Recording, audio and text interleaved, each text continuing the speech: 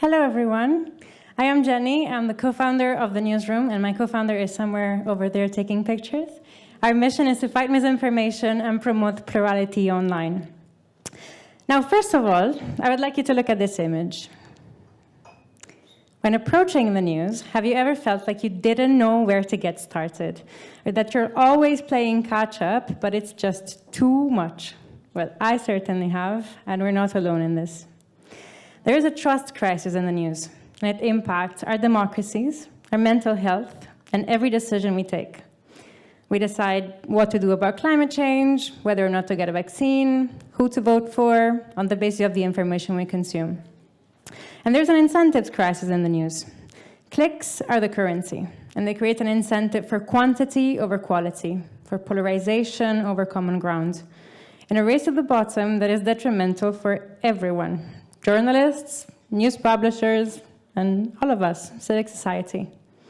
But what if I told you that there could be a better way? What if we could rewrite the future of news together?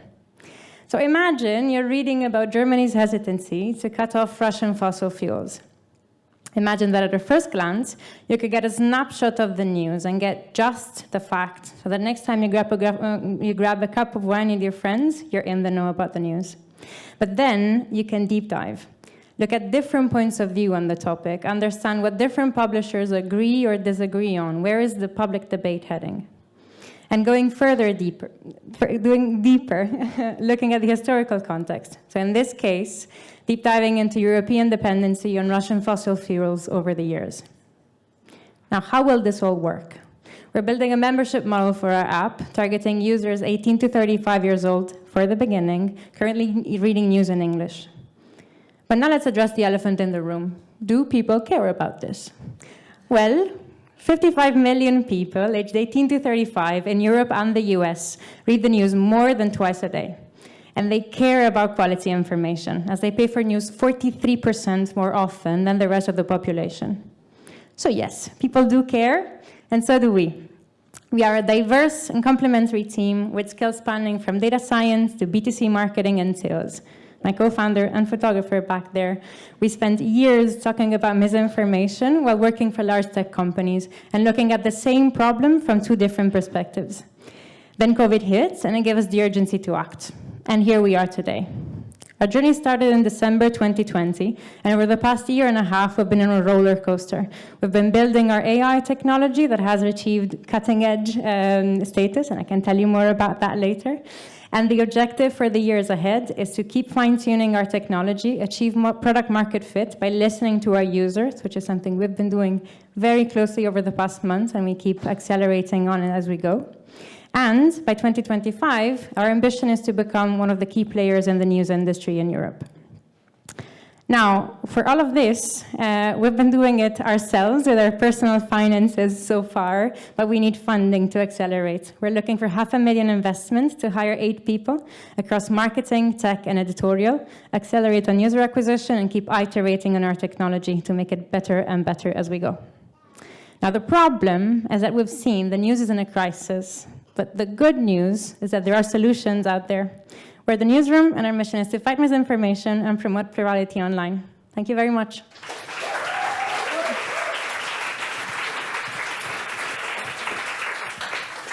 Questions?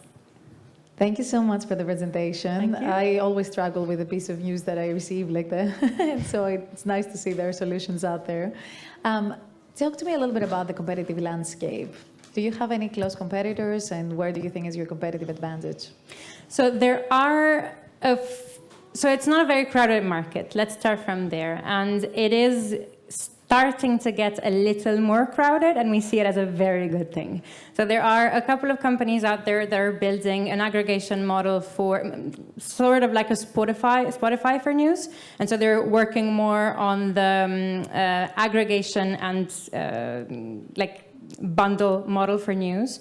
On the other hand, you have quite a few players that have started working on misinformation and have moved more on defunding misinformation. And so that means they work with advertisers and publishers, basically telling them, let's say you're speaking with Unilever, where did your advertising show up so that we can defund that specific page?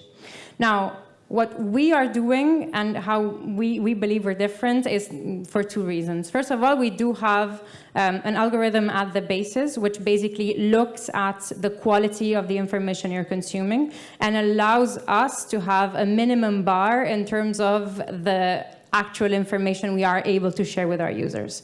That's one aspect. The second aspect is the experience we're designing. So we're trying to put readers in the driver's seat as much as possible, giving you the first option. Okay, I mean, you have 3 seconds, okay, that's it, scroll and you're on to go on with your day, but you can progressively deep dive. And that type of experience is very unique, and it's something that nobody is doing. And it's completely powered by AI. So that means that the photographer back there has developed the technology for it.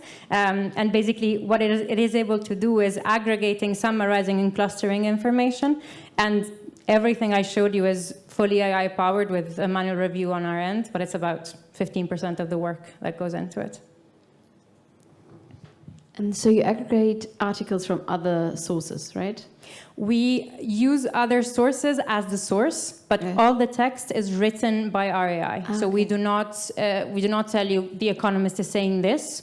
We aggregate everything, extract the key concepts, create a summary, and then give you the link out to all the different sources we used so that you can actually deep dive into them if you want to go deeper into one of the elements we surfaced. Okay. And that is it for questions. Thank you, Jenny. Thank you.